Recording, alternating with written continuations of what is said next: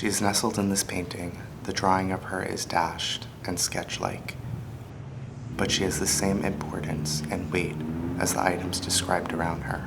A pink-orange rock butting against her head, maybe the edge of a green bush, the calligraphic branches, the center trees winding like the start of a double helix. Everything was seemingly frantically described. I could imagine this painting taking 20 minutes to complete.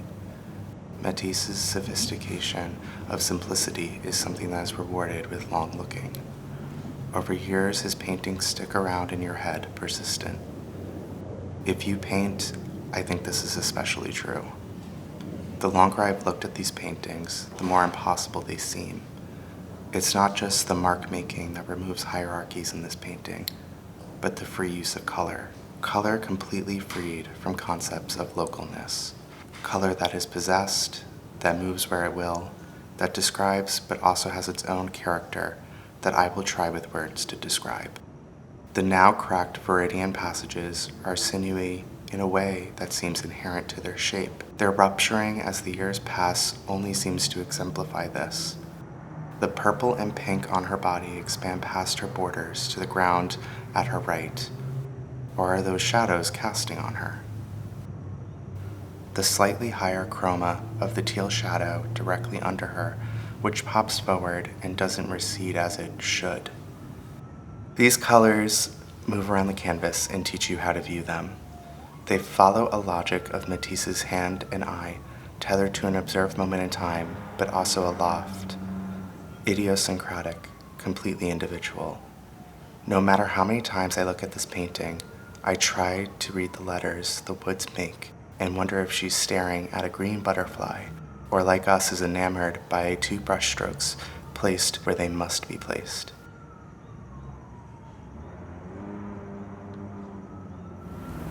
Okay. This poem is called Okay. Okay. You're an emergency in violet. You're a pearl caught between my teeth in white. The sky is blue because of nitrogen. The ocean is blue because the sky is. Blood should turn it purple, not this sick pink on the beach like a wounded merman waiting for you to play his song.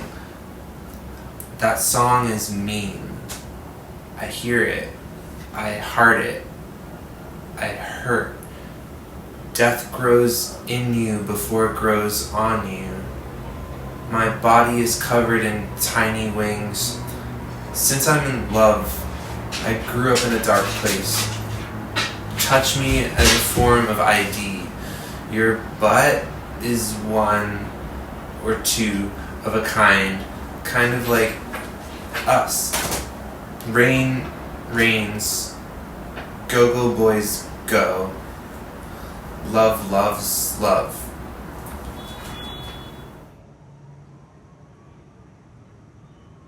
In painting, I think it's good to have an idea for a work that is vague and unattainable enough that it's always just out of reach. I've had a long-term idea for a work in which a figure dissolves in some way with their environment or setting. I've attempted versions of this, coming at it from different concepts and material explorations over the past 2 or 3 years. Each piece falls short of the ideal I can't fully picture, but is where the pieces fail that the most interesting work is made. To paint a dissolved or dissolving figure became one dangling carrot in front of me.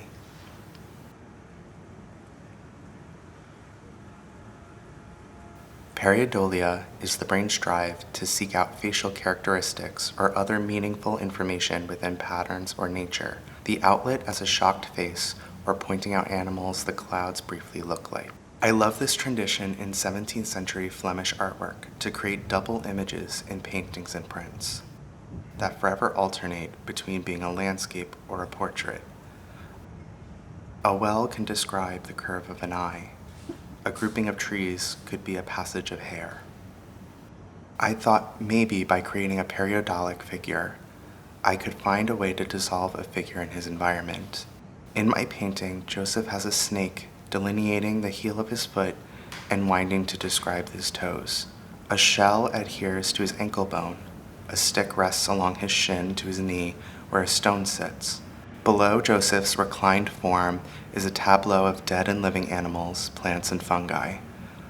I wanted to express the excess of nature, always dying, always being born, and Joseph's figure becoming a periodolic figure as your eye follows his body. Forever in between seemed like another way to point to this excess. Later, I attempted to dissolve a figure or figures in a crowd, playing with scale and mark making as avenues. Within a long, thin painting, we are confronted with a crowd that alternates between larger than life in the direct foreground to a figure in the distance who is made up of only a few marks. The trees and flames near this figure are described with the same amount of detail as he. Recently, I used night and water to attempt a dissolved figure.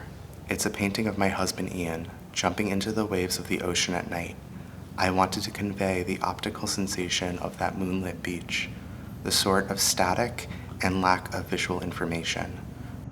I tried to describe his body as a form amongst other forms, nothing sitting still long enough to be any one thing. Within this Matisse painting, she is distinct but still part of the whole. The longer I think about it, to paint in a still image a figure dissolving, you have to signal a passing of time or a changing of states. The almost there-ness of Matisse's figure points to a becoming and an undoing.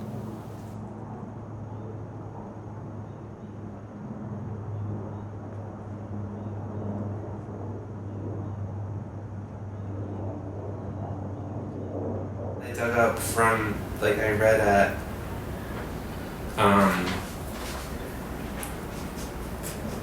when there was a shooting in Orlando at Pulse nightclub for the reading in Central Park. I was like, maybe, but yeah, I'll read that and see.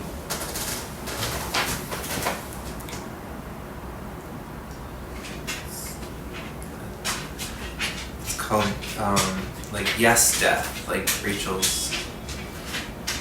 Rachel's title. It's like, Yes, Death. Run, Orlando, carve on every tree, love poems to the men you can't help but love. They used to breaststroke through the dark forest with 2 axes swimming like 2 arms turned lumberjacks, new American mermen, lost and found in the bodily ocean, lost and turned back into love and nothing, and glitter, and listening into the earth, boring into the core, this grief, or all that grieves for forever, can be heard. The dead had all these email drafts to send. Where do they go? Lavender just grows. Water lifts without asking. Permission's not our mission. Death. I recognize you. 2 boys kissing in Miami like a butterfly. Land on the trigger. Slam the gates, Mary. Send them back. You have enough queer angels already.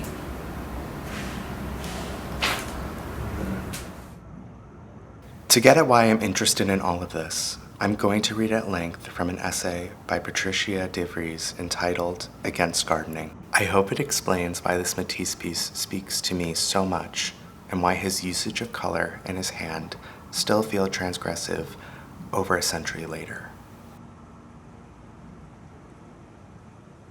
Garden is not merely a noun or a possessive, but a verb, a doing. To plant a garden is to draw a line in the earth. To draw a line is to demarcate a space. To demarcate a space is to enclose it. A garden is an enclosure, and an enclosure is the mark of division.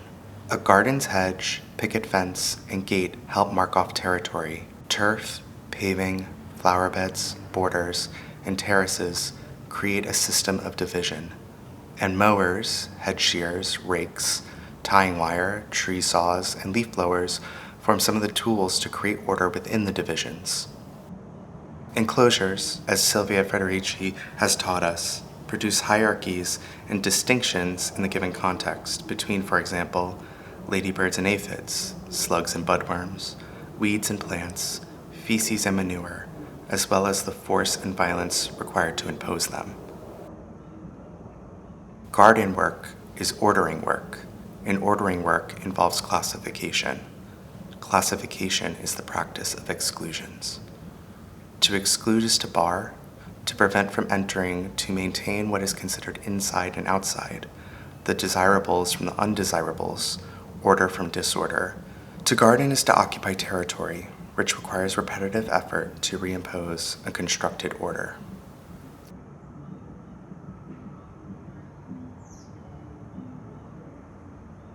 Gardening requires keeping and dressing, repeatedly performed and reinforced through one's tending efforts of plowing, weeding, pruning, curtailing, clipping, removing, repelling, and exterminating. It requires a constant dressing to curtail other forms of dress. For like a story, a garden has its own developing plot, as it were, whose intrigues keep the caretaker under more or less constant pressure. It is the pressure to prevent a garden from developing into a sprawling multitude. Gardening, therefore, is an interruptive act that always involves some quality of force, skewing in some arbitrary directions and not others. Yes to butterflies and bees, no to vine weevils and caterpillars, yes to hedgehogs, no to moles. No garden exists cleansed of the force required to maintain it. Indeed, no garden exists without a destruction drive. Amelie in the Woods doesn't feel like she is imposing order or hierarchies. She is bleeding into and out of her environment, individual but not at the exclusion of others.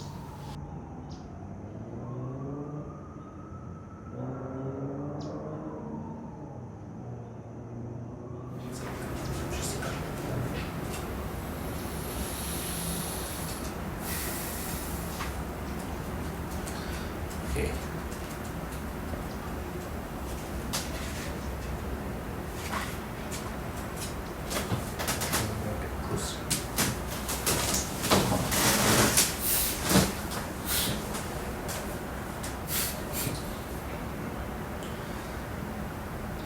Emotional intel. The difficulty of everything is always there. Staying hard is a way of staying easy. Weather is a full body bodysuit. I'm glad I'm not water in outer space. Crystals are what weather looks like on the inside. I want to be locked in the museum overnight in a way that I now realize is erotic. I'm as lost as the archive in the archive. If you look hard enough, things move, and it's like you made them do that. Try you, for example, and you will, though the reason that's true is still incommunicado as an avocado. I place my seed on the windowsill. When it sprouts, I place it in the wild. Everything changes everything. You can hit the jackpot from behind. Can I turn the light off? Hold on, where's my phone? Look something up.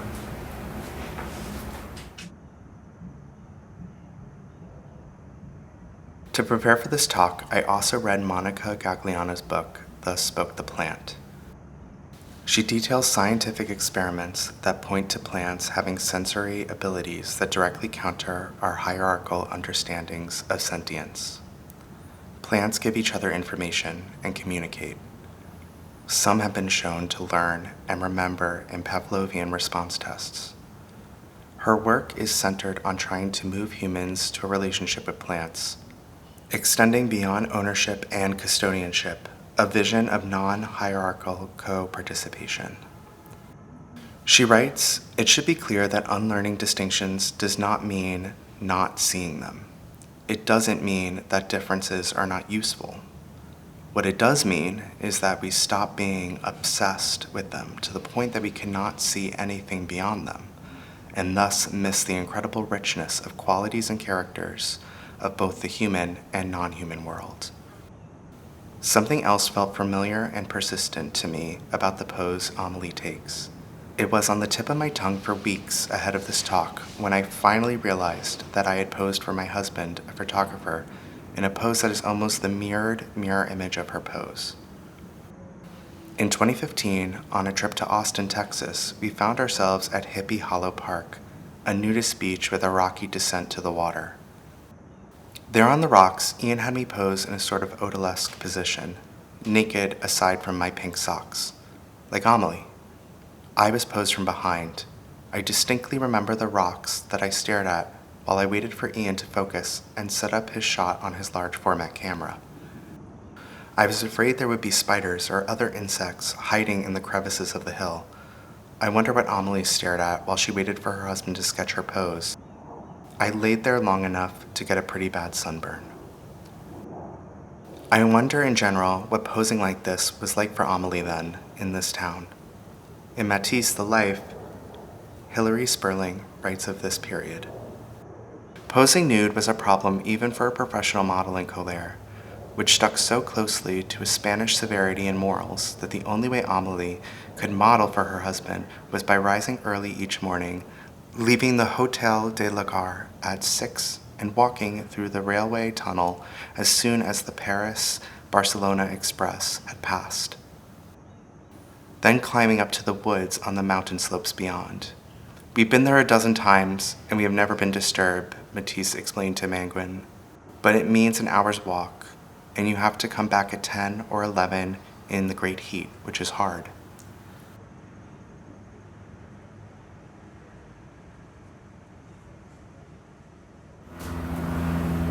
Go on. Tornadoes can appear out of nowhere, and that way they are not unlike beauty. I lost your fig leaf. I can't put it back. Eden means you didn't know you were there. What can you do with a bucket of rocks? Throw them like a party at a window. I'm a fag with a plan. Whose danger? Us. My wife is nature. My husband is time. She doesn't have a good phone-side manner. He happens to always be happening. There used to be trees that you could live in. Now just to love is to live in protest. The best winds smell like faraway places. Why is life fast? So you can catch a breeze.